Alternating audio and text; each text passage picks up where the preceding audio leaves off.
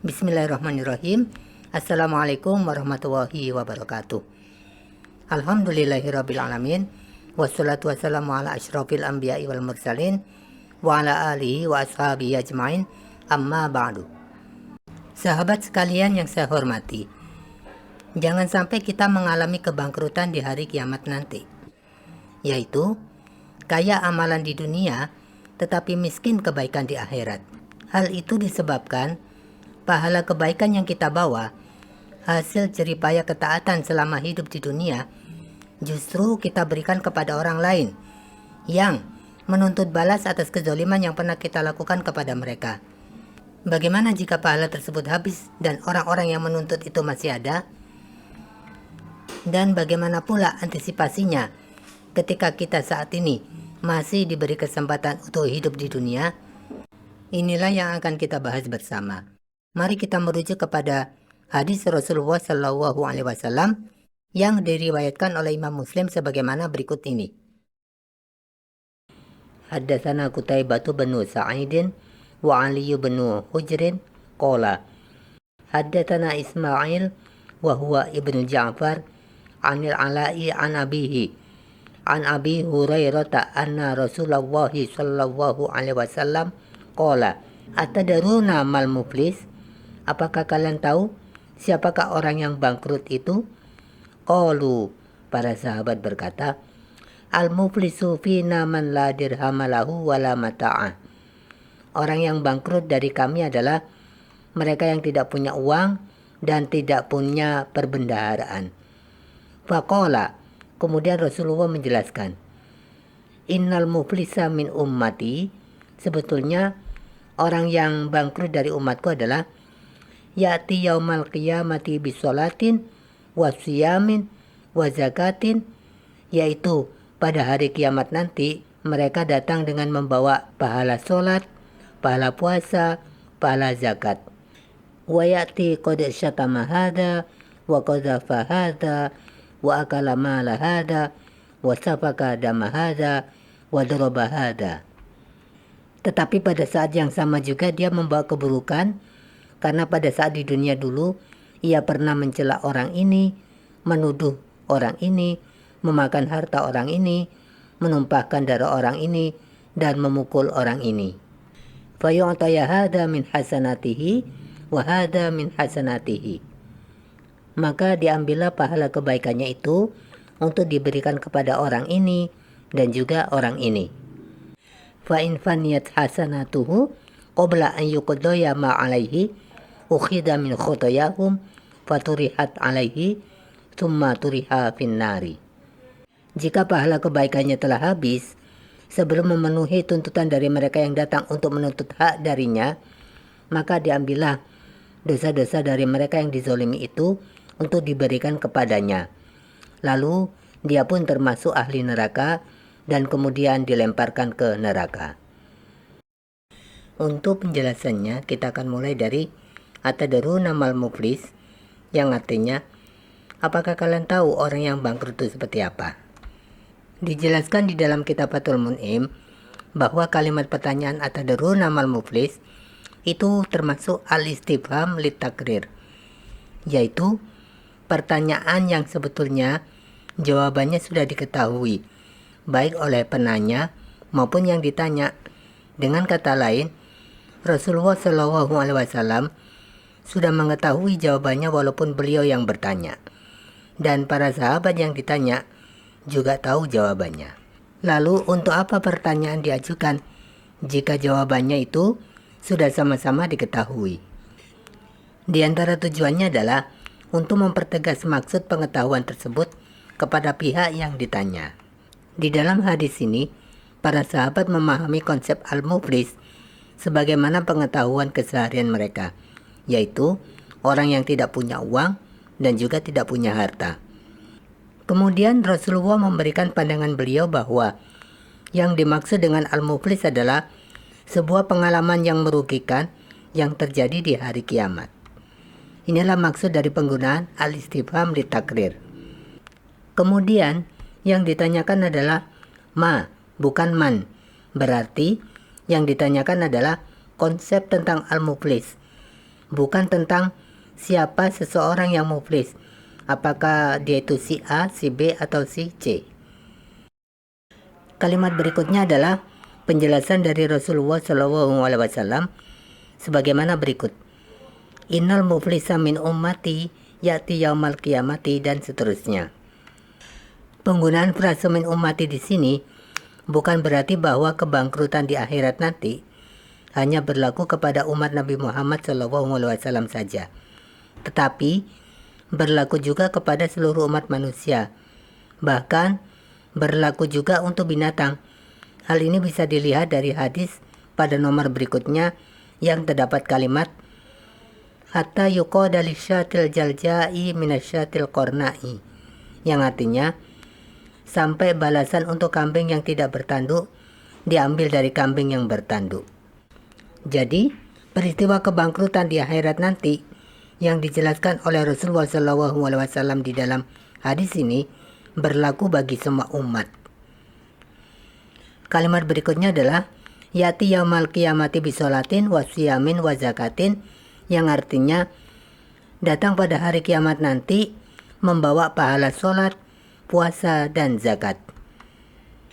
Penyebutan kata bisolatin wa siyamin wa zakatin sebetulnya ini adalah gambaran atau contoh dari ketaatan, yaitu bentuk ketaatan di mana seseorang akhirnya mendapatkan pahala kebaikan yang nantinya akan dibawa di hari kiamat. Jadi, bukan berarti bahwa bentuk ketaatan yang diperhitungkan di sini hanya sholat, zakat, dan puasa saja. Bukan. Tetapi segala bentuk ketaatan akan tetap diperhitungkan di hari kiamat, walaupun ketaatan itu sangatlah kecil sekali. Begitu juga dengan kalimat wa ya'ti qad syatama hada wa qadhafa hada wa akala mala hada wa sabaka dama hada wa daraba hada. Ini adalah gambaran atau contoh-contoh dari kemaksiatan yang nanti akan membawa dosa keburukan pada hari kiamat. Namun di dalam hadis ini, kemaksiatan yang dimaksud adalah bentuk pelanggaran terhadap hak-hak orang lain. Dan bentuk kemaksiatan itu tentunya tidak dibatasi. Yang penting, segala bentuk pelanggaran terhadap hak-hak orang lain nanti akan dimintai pertanggungjawabannya di hari kiamat. Lalu, apa yang terjadi kemudian ketika seseorang tersebut selain membawa pahala kebaikan, juga membawa dosa pelanggaran terhadap hak orang lain? Nah, di sini urusan antar sesama harus diselesaikan terlebih dahulu. Tentunya sampai tuntas. Penjelasan lebih detail tentang nasib orang-orang yang mengalami kebangkrutan di hari kiamat nanti, kita bisa merujuk kepada redaksi periwayatan dari salah satu tabi'in yang bernama Zazan Abu Amr Al-Kindi yang tercatat di dalam kitab Hilyatul Auliya wa Tabaqatul Asfiya. Bagaimana periwayatan ini terjadi? Berikut kronologinya. Ketika Zazan sudah sampai untuk mengikuti majelis dari Abdullah bin Mas'ud radhiyallahu an, terlihat bahwa orang-orang yang memiliki sutra dan burda Yamania telah terlebih dahulu duduk di dalam majelis tersebut. Kemudian Zazan pun berkata, "Wahai Abdullah, apakah disebabkan diriku ini bukan orang Arab sehingga aku jauh darimu dibanding mereka itu?" Maka Abdullah pun berkata, "Ya sudah, sini dekatlah bersamaku." Maka Zazan pun duduk sangat dekat dengan Abdullah bin Mas'ud sampai tidak ada satu orang pun yang berada di antaranya. Nah, disebabkan oleh kedekatan ini, redaksi periwayatannya bisa dinilai sangat valid. Wallahu a'lam. Kemudian Abdullah bin Mas'ud radhiyallahu an berkata, pada hari kiamat nanti, seseorang akan diposisikan untuk diperlihatkan kepada seluruh manusia, baik manusia mulai dari awal sampai manusia paling akhir. Kemudian ada suara yang berkata, "Ini adalah Fulan bin Fulan. Siapa yang haknya pernah diambil oleh si Fulan ini, silakan datang untuk menuntut balas." Kemudian ada seorang wanita yang merasa sangat senang karena dia akan mendapatkan haknya kembali yang saat di dunia mungkin pernah direbut oleh anaknya, saudaranya, ayahnya, atau suaminya. Kemudian Ibnu Mas'ud membacakan potongan dari ayat Al-Quran, Surah Al-Mu'minun ayat 101. Fala ansaba bainahum yauma idzin wala yatasaalun. Yang artinya, tidak ada lagi pertalian keluarga di antara mereka dan tidak pula mereka saling bertanya. Kemudian Tuhan pun berkata kepada si fulan ini, "Berikan hak mereka yang telah engkau ambil." Si fulan pun berkata, "Ya Tuhanku, dunia telah tiada. Dari mana lagi aku memperoleh hak untuk kuberikan kepada mereka?" Tuhan pun berkata kepada malaikat, "Ambillah kebaikan-kebaikan amal soleh dari si fulan ini dan berikan itu kepada mereka yang datang sesuai dengan tuntutan mereka. Jika ia adalah wali Allah dan masih tersisa kebaikan walaupun sebesar zarrah, Allah akan melipat gandakan kebaikan tersebut dan memasukkan dirinya ke dalam surga." Kemudian Ibnu Mas'ud membacakan ayat Al-Quran surah An-Nisa ayat 40 sebagaimana berikut. "Innallaha la yazlimu mithqala dzarrah wa in taku hasanatan yudha'ifha wa yu'ti min ladunhu ajran 'azima." Yang artinya, sesungguhnya Allah tidak akan menzalimi seseorang walaupun sebesar zarrah. Jika sesuatu yang sebesar zarrah itu berupa kebaikan, niscaya Allah akan melipat gandakannya dan memberikan pahala yang besar dari sisinya. Jika si fulan ini tergolong orang yang sengsara, maka malaikat akan berkata, "Ya Tuhanku, kebaikan orang ini sudah tidak ada lagi, sedangkan mereka yang menuntut darinya masih ada." Maka Tuhan pun berkata kepada malaikat, "Ambillah dosa-dosa dari mereka yang masih menuntut tersebut untuk diberikan kepada si fulan, dan tetapkan si fulan ini menjadi ahli neraka." Akhirnya si fulan pun dimasukkan ke dalam neraka. Penasaran dengan ayat-ayat yang dibacakan oleh Abdullah bin Mas'ud dalam konteks semacam itu? Mari kita merujuk kepada penafsiran Imam Ibnu Katsir di dalam kitab Tafsirul Qur'anil Azim. Allah berfirman di dalam Al-Quran surah Al-Mu'minun ayat 101 sebagaimana berikut. A'udzu billahi minasyaitonir rajim. Fa idza nufikha fis-suri fala ansaba bainahum yauma idzin wala yatasaalun. Artinya, apabila sangkakala ditiup, maka tidak ada lagi pertalian keluarga di antara mereka pada hari itu, dan tidak pula mereka saling bertanya. Melalui ayat ini, Allah memberitahukan bahwa ketika sangkakala ditiup dan manusia dibangkitkan dari kuburnya, hubungan kekerabatan sudah tidak lagi bermanfaat. Orang tua tidak lagi mengasihi anaknya dan juga tidak peduli terhadapnya. Allah berfirman di dalam Al-Quran surah Al-Ma'arij ayat 10 dan 11 sebagaimana berikut. "Wala yas'alu hamimun hamima yubassarunahum yawaddul mujrimu law yaftadi min adabi yauma idzin bibani." Dan tidak ada seorang teman karib pun menanyakan temannya, sedang mereka saling melihat.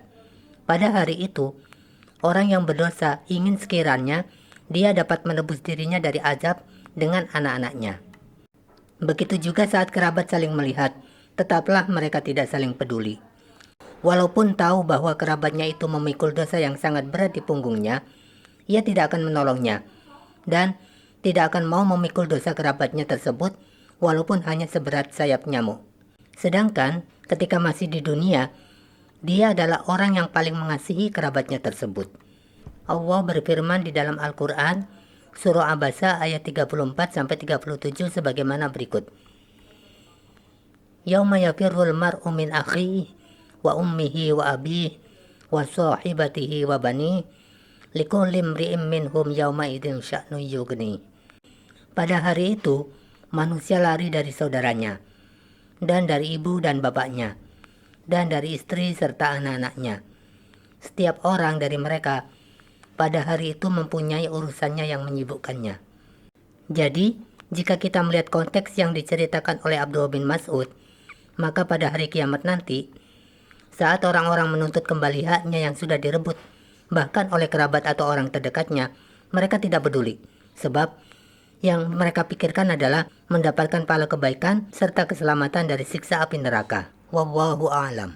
Kemudian, Imam Ibnu Katsir mengutip hadis yang diriwayatkan oleh Imam Ahmad, di mana hadis ini menunjukkan bahwa ketika hubungan kekerabatan terputus di hari kiamat nanti, hal itu tidak berlaku bagi keluarga Rasulullah, keturunan Rasulullah, dan juga besanan Rasulullah SAW. Mari kita merujuk kepada hadis yang diriwayatkan oleh Imam Ahmad berikut ini. Di sini saya langsung menuju sabda Rasulullah SAW. Rasulullah Shallallahu Alaihi Wasallam bersabda, Fatimah mudghatum minni, yakabiduni ma qabadoha, wa yabasutuni ma basatoha. Fatimah adalah bagian dari diriku. Apapun yang menyakitinya adalah menyakitiku. Apapun yang menyenangkannya adalah menyenangkanku. Wa innal ansaba yaumal qiyamati tanqati'u ghairu nasabi wa sababi wa sihri. Dan sesungguhnya nasab di hari kiamat itu nanti akan terputus, kecuali nasabku dan hubungan pernikahan dengan keturunanku. Selanjutnya mari kita melihat penafsiran dari ayat kedua yang dibacakan oleh Abdullah bin Mas'ud sebelumnya. Allah berfirman di dalam Al-Quran surah An-Nisa ayat 40 sebagaimana berikut. Innallaha la yadhlimu mithqala dzarrah wa in taku hasanatan yudha'ifha wa yu'ti min ladunhu ajran 'azima. Sesungguhnya Allah tidak menzalimi seseorang walaupun sebesar zarah. Jika sesuatu yang sebesar zarah itu berupa kebaikan, niscaya Allah akan melipat gandakannya dan memberikan pahala yang besar dari sisinya. Karena penafsiran ayat ini panjang, maka saya akan merangkumnya saja. Imam Ibnu Katsir menjelaskan bahwa Allah tidak akan menzalimi hambanya di hari kiamat nanti, walaupun itu sebesar zarah. Jika itu adalah kebaikan, maka Allah akan melipat gandakannya. Begitu juga, sekecil apapun iman dari seseorang, jika sudah masuk ke dalam neraka, dia akan dikeluarkan dari neraka. Tetapi ada yang perlu kita perhatikan di sini.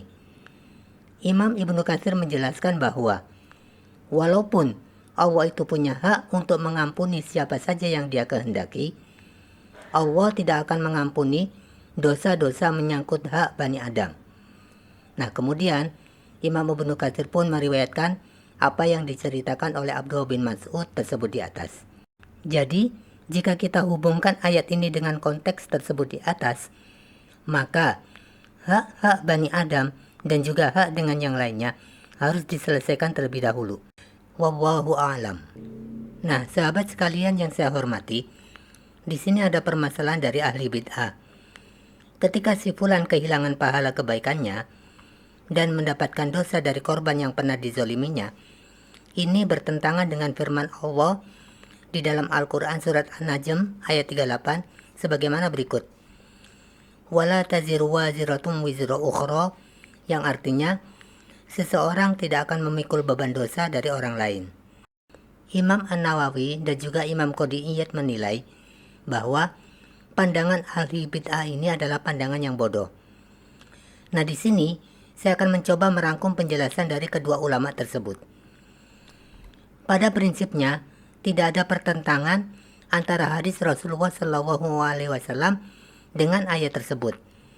Kebangkrutan yang dialami oleh pelaku kezaliman adalah akibat dari perbuatannya sendiri. Ini berarti bahwa kezaliman yang dilakukan di dunia akan terus dibawa sampai ke akhirat. Korban kezaliman pun juga punya hak untuk menuntut balas. Disitulah keadilan ditegakkan. Karena itu, akibat dari kezalimannya tersebut, pahala kebaikannya berkurang, dan jika habis, dosanya bertambah. Ini adalah pandangan dari ahlu sunnah. Wallahu a'lam.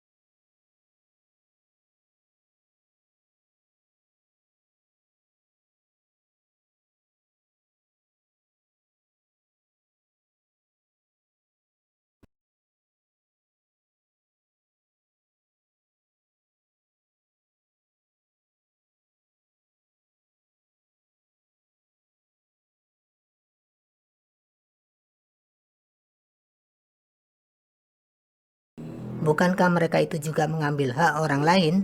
Silahkan tulis di kolom komentar. Terima kasih atas perhatiannya dan wassalamualaikum warahmatullahi wabarakatuh.